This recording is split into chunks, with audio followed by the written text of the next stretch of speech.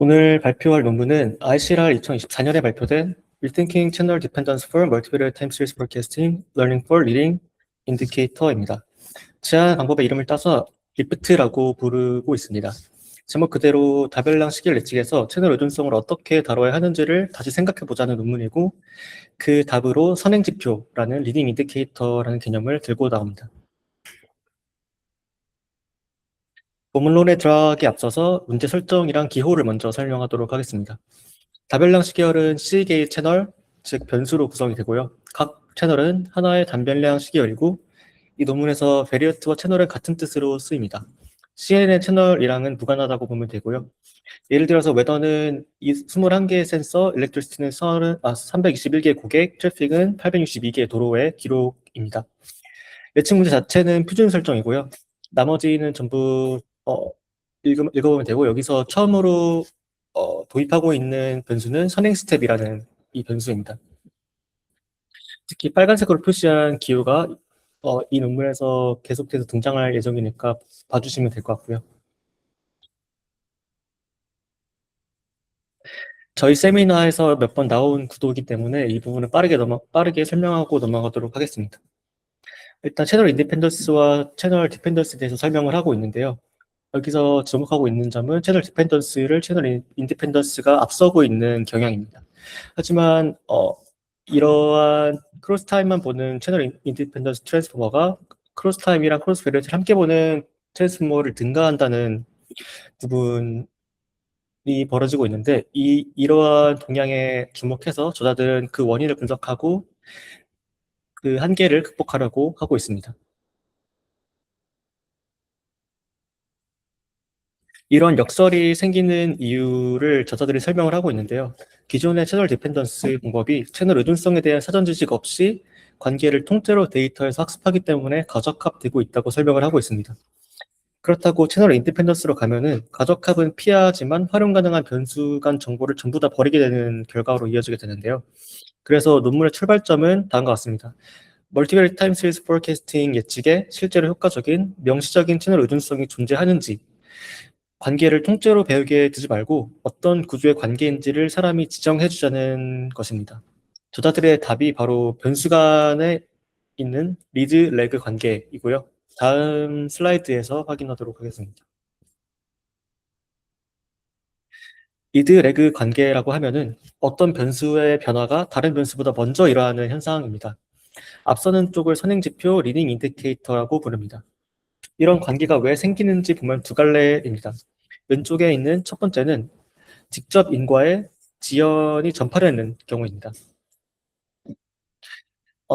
전파가 지연되는 경우입니다. 해열제를 먹으면 혈중 농도가 먼저 오르고 1시간 뒤에 체온이 떨어지는 예시를 이해하시면 될 것 같고요. 오른쪽은 공통 잠재 요인이라고 하는 메커니즘인데, 태풍이라는 하나의 원인이 있으면은 해안 도시를 먼저 식히고 며칠 뒤에 내륙 도시를 식히는, 그래서 두 변수 사이에는 직접적인 인과가 없지만 같은 요인을 서로 다른 지연으로 받는 경우입니다. 이 두 갈래의 구분을 활용을 해서 이 연구에서는 서로 다른 방식으로 모델링을 하고 있기 때문에 기억해 주시면 좋을 것 같습니다. 이 리드 레그 관계에 있어서는 중요한 성질이 하나 있다고 저자들은 말하고 있습니다. 로컬리 스테이셔너리라는 이제 국소적으로 정상이라는 점인데요. 인과나 전파 구조는 짧은 기간 안에는 거의 변하지 않기 때문에 한번 성립한 선행 관계는 한동안 유지됩니다.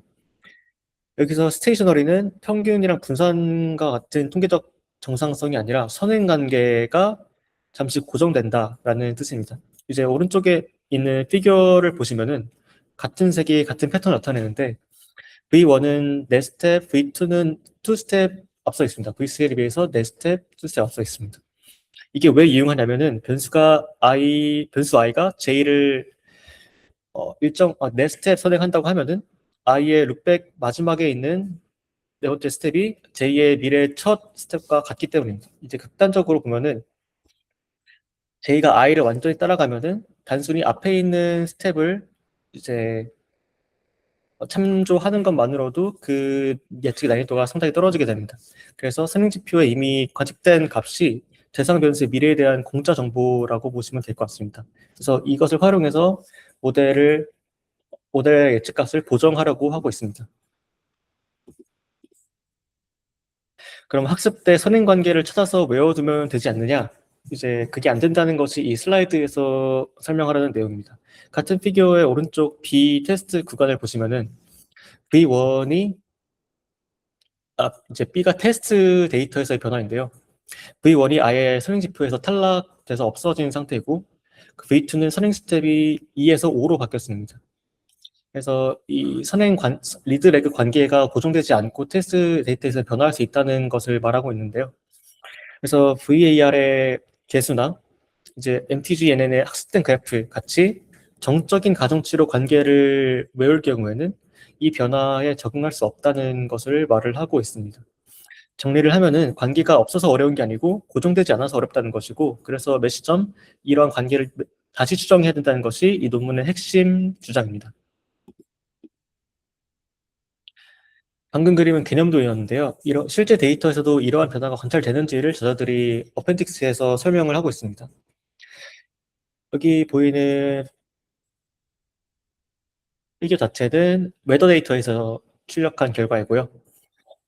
저자들이 이제 자신들의 이제 모델로 선행 지표를 뽑아서 학습 구간과 테스트 구간에서의 선행 관계 발생 빈도를 직접 비교를 했습니다.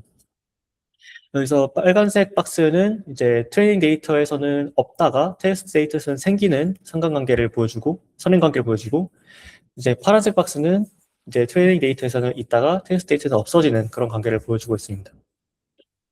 그래서 학습에서 흔하던 선행쌍이 테스트에서 사라지고 테스트에서만 나타나는 새쌍이 등장한다. 그리고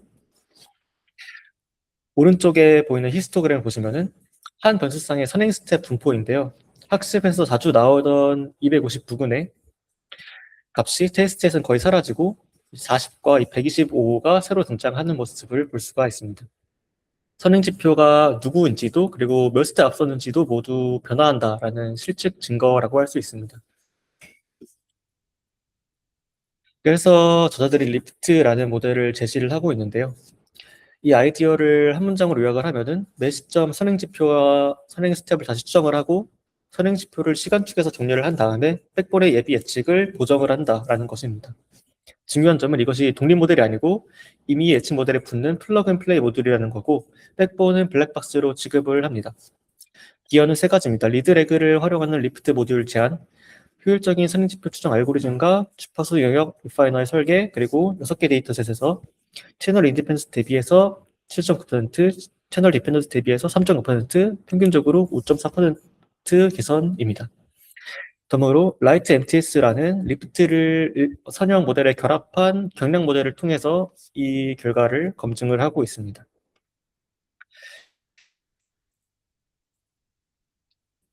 메소드를 설명하도록 하겠습니다. 피겨 3, 이 그림이 전체 구조라고 볼 수 있는데 6단계로 끊어서 볼 수 있습니다. 먼저 예비 예측, 이제 백본이 룩백을 받아서 일단 예측을 하나를 냅니다. 그리고 변수마다 각 범위가 다르기 때문에 인스턴스 노멀리제이션으로 이제 정규화를 진행을 하고요.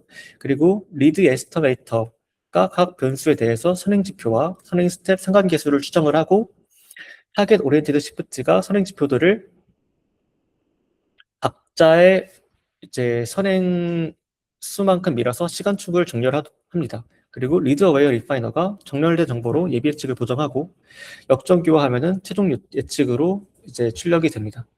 그래서 그림에서 보시면은 회색 배경, 회색으로 된 부분들이 이제 비모스 현상, 그러니까 학습 파라미터가 없는 부분들이고, 색칠되어 있는 부분들이 이제 실질적으로 학습이 이루어지는 그 부분이라고 보시면 될 것 같습니다.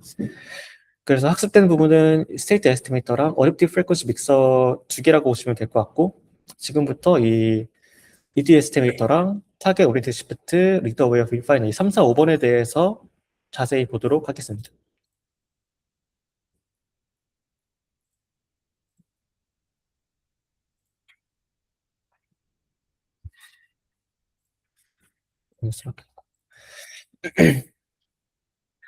먼저 얼마나 앞서는가를 정량화하는 도구입니다. 리드 에스티메이터인데요.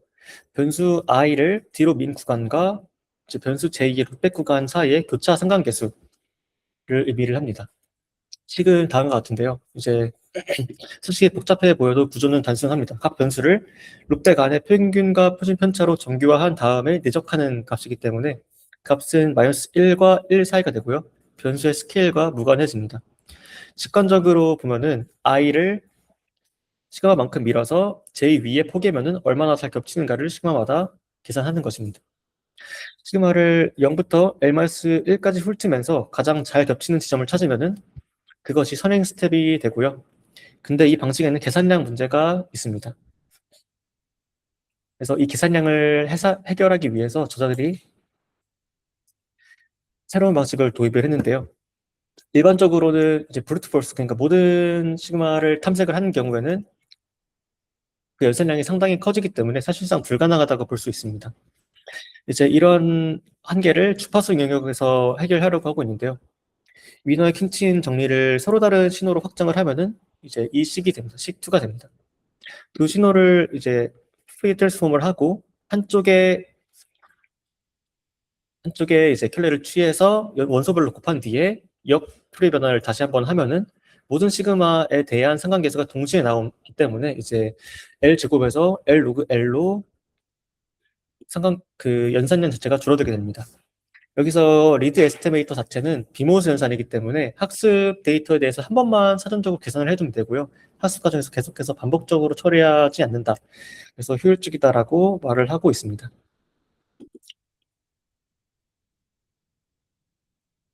이제 상관계수를 얻었으면은 이제 선택을 해야 되는데요.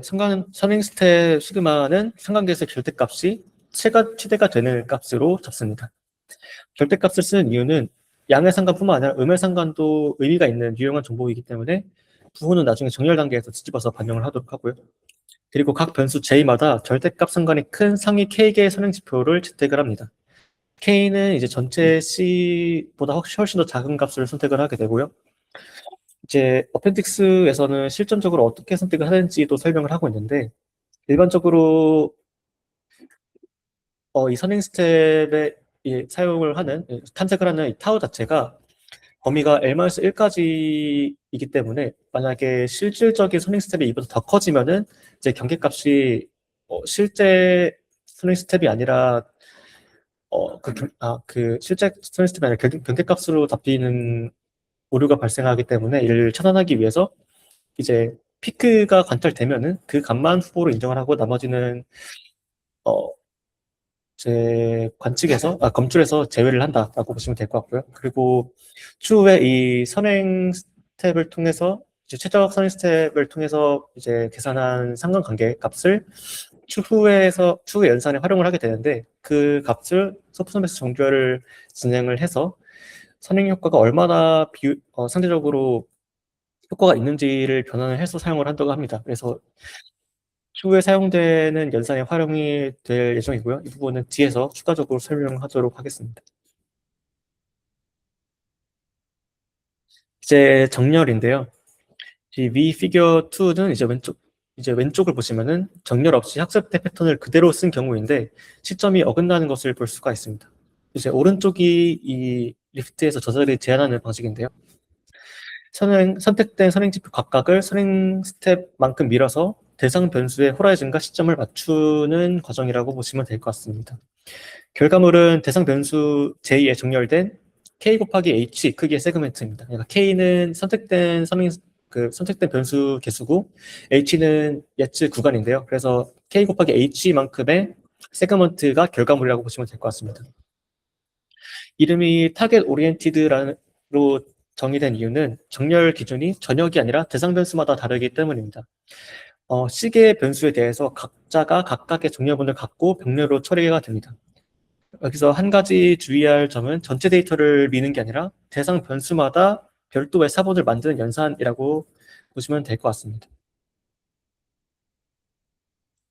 이제 시프트의 경우에는 시그마와 H의 관계를 주목을 할 필요가 있는데 정렬할 때 미래 구간을 무엇으로 채우냐에 두 가지 기준가 있습니다. 그래서 위에 보시는 다이아그램으로 확인할 수가 있는데 위쪽 케이스 1이 이제 시그마가 H보다 크거나 이 구간이 통째로 현재 시점 T의 왼쪽, 즉 전부 관측된 값일 경우입니다. 빨간 박스가 파란 관측 영역 안으로 전부 다 들어와 있기 때문에 이것을 이제 Shift 할 경우에는 그냥 그대로 밀어서 붙이면 됩니다. 하지만 이렇게 파란색 관측 구간 안에 전부 다 들어와 있는 게 아니고 관측되지 않은 부분이 존재할 경우에는 이제 맨 처음에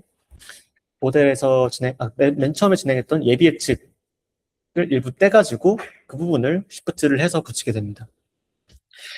그래서 여기서 자연스럽게 선행 지표가 많이 앞설수록 관측된 좀 더 신뢰할 수 있는 정보의 비중이 커진다고 보시면 될 것 같고, 예비 예측을 좀 더 많이 활용할수록 좀 더 불확실한 정보를 활용을 한다고 보시면 될 것 같습니다.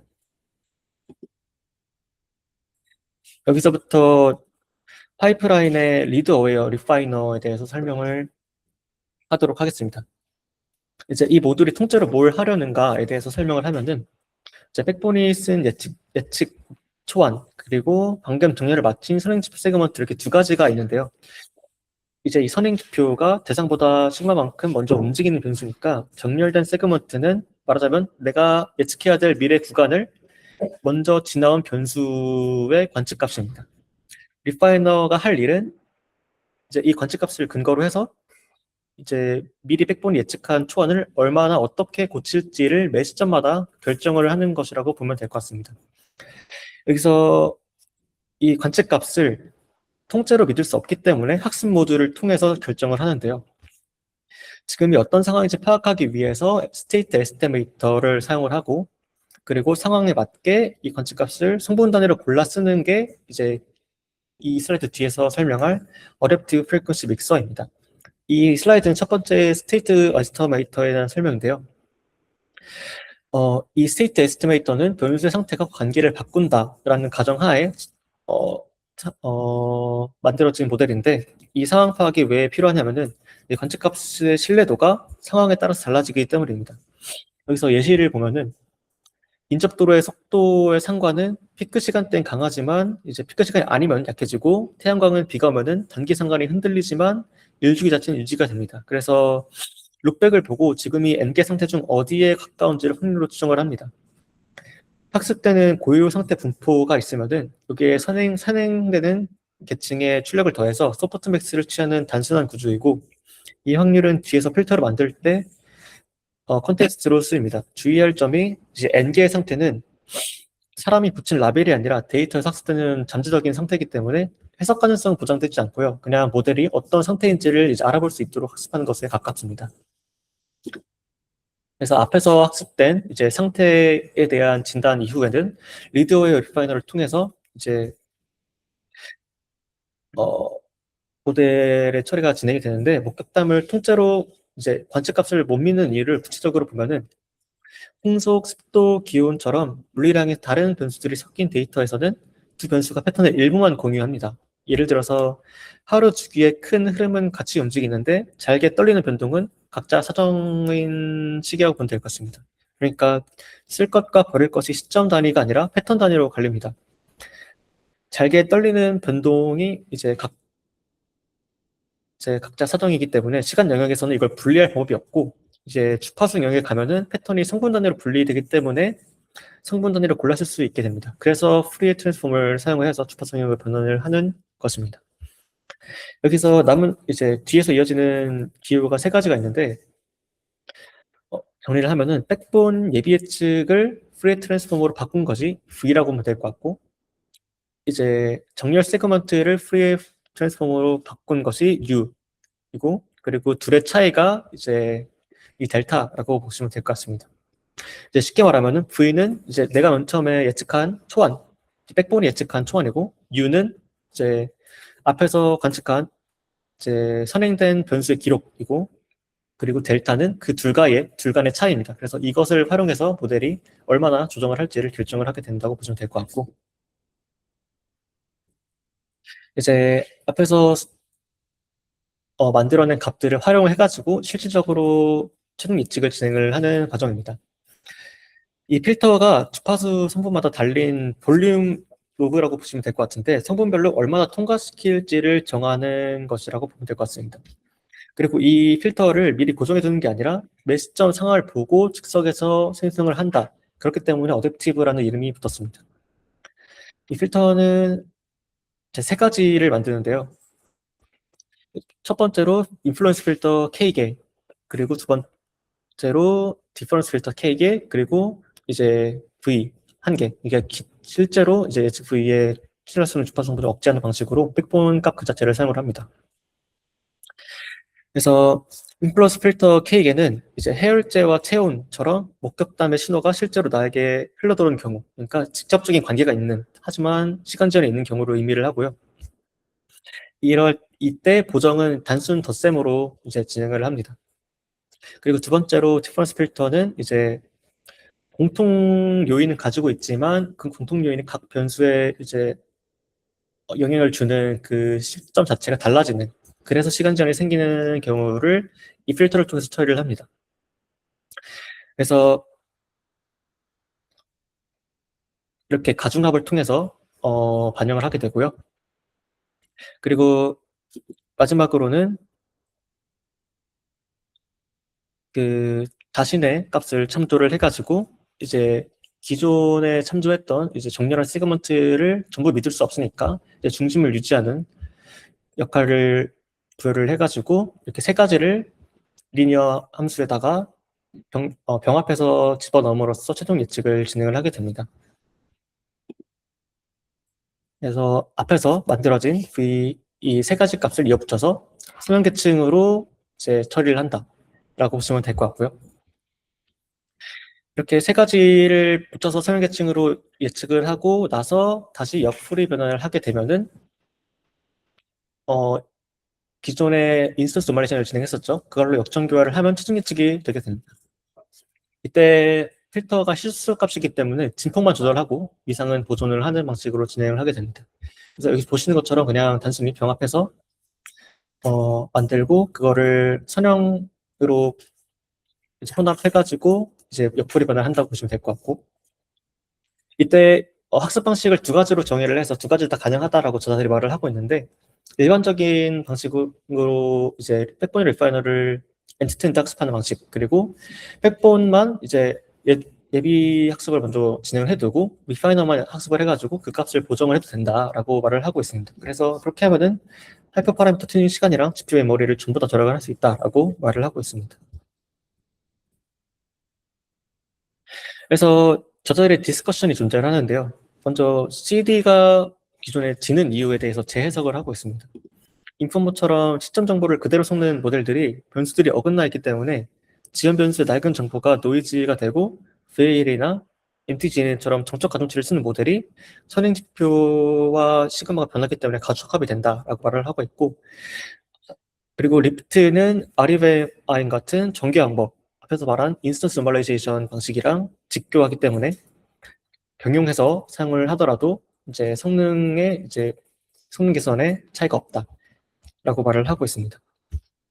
두 번째로는 라이트 MTS라는 초경량 인스턴스를 제시를 하고 있는데, 이거는 단순하게 말해서 단순한 그 단일 선형 레이어 하나에다가 그냥 여기서 제시하는 리프트를 결합한 거라고 보면 될 것 같고요. 파라미터 규모는 기존의 소타 모델에 비해서 훨씬 더 작습니다.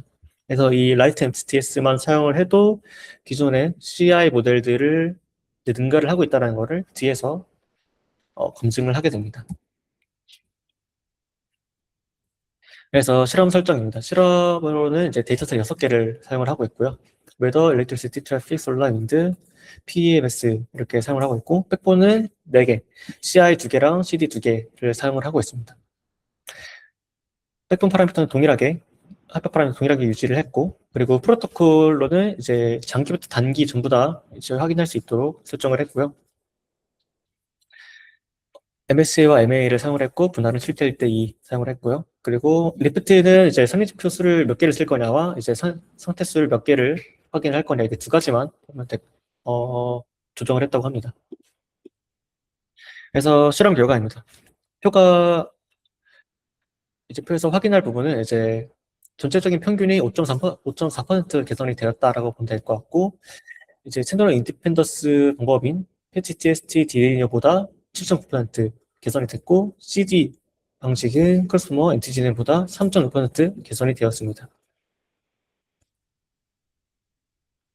이 결과를 간단하게 해석을 해보면은 웨더랑 일렉트리시티 트래픽은 원래 CI가 CD를 크게 앞서던 데이터인데요. 왜냐하면은 변수수가 상당히 많아서 채널 연동성 모델링이 어렵기 때문이었습니다. 하지만 여기서도 리프트가 적용이 되었을 때 평균적으로 4.10% 개선을 했다는 점에 의미가 있고요. 사전 지식을 주입을 하면은 과적합 없이도 채널 연동성을 쓸 수 있다라는 근거라고 볼 수 있습니다. 그리고 CD가 원래 우세하던 데이터셋인 솔라, 윈드, PMS에 대해서도 성능 개선이 있었습니다. 이제 채널 의존성이 분포 변화가 작은 데이터셋인 작은 데이터셋들에서도 개선이 있었다는 점은 이제 동적 변화에 대한 사전 지식이 없기 때문에 리드레그를 충분히 활용하지 못했다. 기존 모델들이 그러한 해석을 뒷받침을 하고 있습니다. 그리고 여기서는 라이트 엔티스라는 이제 상당히 간단한 모델에 리프트를 결합한 베이스라인을 실험을 하고 있는데요. 세로축이 라이트 엔티스 상대에 대비한 MSE라서 상대가 100%이 위에 있으면은 라이트 MTS가 이기는 거라고 보면 될 것 같습니다. 선형 백본 하나만으로도 웨더에서 패치 TST 대비해서 3.2%, 일렉트리시티에서 0.7% 우세하고요. 배드포머나 오토포머 같은 복잡한 트랜스포머 같은 경우는 큰 폭으로 이기는 모습을 볼 수 있습니다. 한계도 있는데 이제 트래픽 데이터에서는 패치 TST에 크게 밀리는 모습을 볼 수가 있습니다. 이제 저자들은 이 트래픽 데이터가 변수가 862개로 상당히 많기 때문에 선행지표 정보만으로는 부족하고 좀 더 큰 백본이 필요하기 때문에 이렇게 결과 나온 것이다라고 해석을 하고 있습니다. 이제 어블레이션입니다. 이제 왼쪽 피규어를 보시면은 H96, 그러니까 매치 구간 96을 기준으로 해서 세 가지 변형을 보고 있는데요. 인플루언스항을 뺀 거, 디프런스항을 뺀 거, 그리고 필터 없이 원신호를 쓴 거 이렇게 세 가지를 보고 있습니다. 결과는 두 항을 모두 쓰는 원본이 새 데이터셋에서 전반적으로 제일 좋은 모습을 볼 수 있고, 그리고 한쪽만 쓰면은 선행지표 정보를 이제 편향적으로만 반영을 하게 되는데, 특히 일렉트리시티에서의 열쇠가 뚜렷하게 관찰이 되고 있습니다. 그리고 필터를 뺀 변형이 모든 경우에서 최악의 모습을 볼 수 있고요.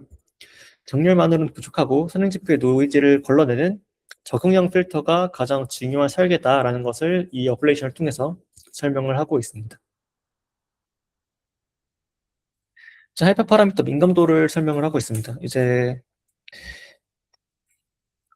K와 L에 대한 하이퍼 파라미터 민감도 분석인데 대부분의 데이터셋에서 선행지표를 키우면 MSE가 내려가는 모습을 볼 수 있고 다만 너무 키우면 노이즈가 유입돼서 나빠진다라고 말하고 있고요. 그리고 일렉트리시티에서는 리드 레그 관계가 좀 희소해가지고 개선폭 자체가 좀 작다 이렇게 말을 하고 있습니다. 오른쪽이 이제 n이랑 이제 상태 수인데요. 이제 n이랑 상태 수를 보면 되는데 대체로 n을 키우면 좋아지긴 하는데, 그러니까 상태를 무시할 때, 그러니까 n이 1일 때 이제 상태를 무시하고 진행할 때 하락이 큰 데이터셋이 이제 웨더 데이터셋입니다.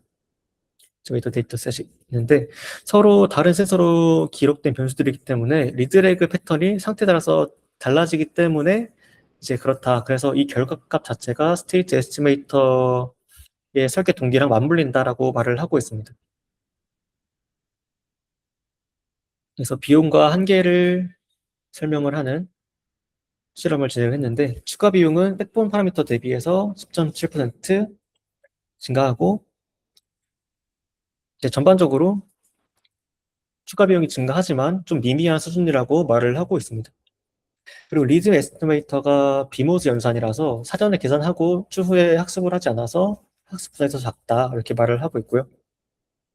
한계는 오른쪽 테이블을 보시면 되는데 특히 H1, M1, ILI처럼 변수가 작은 데이터셋에서는 리프트가 백폰보다 오히려 나빠지는 경우가 있습니다. 이제 저자들이 말을 하기로는 변수가 적어서 각 변수에 충분한 선행지표가 없다고 말을 하고 있고요.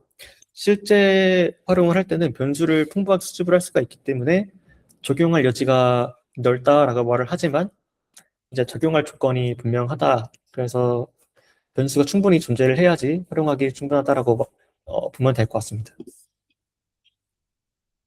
그래서 정리를 하면은 이 논문의 핵심 메시지는 채널 의존성이 있다 없다 문제가 아니라 어떻게 변하는가의 문제이고 구조적으로 어떻게 이제 정상인 리드렉의 관계가 그 답이라는 것입니다. 리프트는 매 시점 선행지표를 패스트 프레이 트랜스폼 기반으로 다시 지정을 하고 정렬하고 주파수 영역에서 적응적으로 보정하는 플러그 앤 플레이 모델로 이제 CICD를 가리지 않고 내 백본 전부에서 평균적으로 5.4%를 개선했습니다. 장점으로는 사전 계산 가능한 비모수 연산이 있다는 점, 그리고 비모수 연산이 아니더라도 추가 비용이 미미하다는 점, 그리고 기존의 플러그 앤 플레이 모델로 있는 RFM 같은 인스턴스 정규화 모델들과 함께 사용할 수 있다는 점입니다. 그리고 한계점으로는 이제 교차 상관이 선형관계만 포착을 한다는 점인데요. 그리고 거기에 더해서 이제 시그마 탐지가 이제 사전에 설정한 L, 그러니까 룩백 윈도우 길이의 상한에 있다는 점, 이건 어쩔 수 없고요. 그리고 변수가 적으면은 이제 ATTH1이나 ATTA1처럼 변수가 적으면은 실패할 수 있다라는 점입니다. 그리고 논의할 점 같은 경우는 비선형 리드렉을 어떻게 다룰지, 그리고 K를 데이터 적응적으로 정할 수 있을지, 왜냐하면 K를 저희가 사전에 정의를 해야 되기 때문에.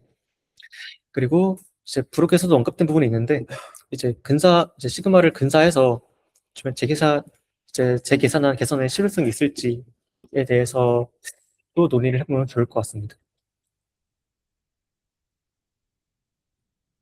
네, 발표 마치겠습니다. 감사합니다.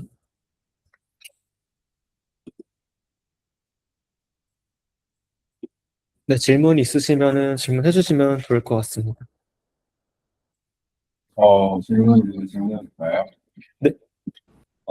이게 보면은 그 변수 리드레그 단계를 변수별로 한 개씩만 밀어서, 그러니까 리드레그 사실 이제 인풋이랑 아웃풋 호라이즌을 막 두 개씩 분절할 수 있는 거잖아요. 리드레그 같은 웹소스가. 근데 그거를 논문에서 논의한 게 있나요? 그러니까 각 변수에 대해서 리드레그가 네네. 2개씩 존재할 수 있다, 이런 네, 그 건가요? 이상으로 존재할 수가 있는 걸로 알고 있는데 이런 거를 다룬 부분이 있나요? 그런 부분은 없었습니다. 이게 아마 그 전체 시계열에 대해서 하는 게 아니라 그 각 추정마다 윈도우마다 한 번씩 다시 추정하기 때문에 그래서 아마 그 안에 그 선행되는 그 값이 그 안에서 또 달라질 수 있다라는 거는 이제 가정하지 않은 것 같습니다. 그냥 짧은 시간 안에서는 네, 레드레그가 여러 번 나눌 수 있다 이러면. 네, 아마 그 L 안에서는 동일하다고 가정을 하고 진행한 것 같습니다. 감사합니다. 네. 또 있을까요? 저 혹시 보통 이런 다분량 시계열 부분에서 패널 간 관계를 다루는 여러 가지 방법들이 있는데, 여기에서는 타임라그 기준으로 콜레이션을 분석을 해서 활용을 했다라는 내용 같은데, 실질 제가 따로 봤었을 때는 이렇게 룩백 윈도우로 구간별로 이렇게 따로 나눠서 하진 않았지만, 거의 타임라그 릴레이션보다는 그냥 단순하게 동일 타임라인에서의 콜레이션 관계가 제일 많았던 걸로 기억을 하는데, 혹시 그런 이 타임래그 성분들이 얼마나 그렇게 분포가 되어 있는지도 분석이 되어 있나요? 타임라인 관계가 얼마나 분포되어 있는지를 전형적으로 본 부분은 없고, 있다는 걸 그냥 이렇게 시각적으로 이제 보여준 부분은 있습니다. 이게 실제로 타임라인가 존재를 하는데 이제 테스트 데이터와 트레이닝 데이터가 달라진다, 이 정도를 보여주기 위한 결과값은 이제 어펜딕스 제공을 하고 있는데요. 이거는 단일 시점에서의 그러니까 단일 윈도우에서의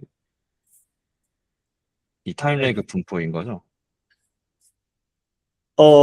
아닙니다. 이제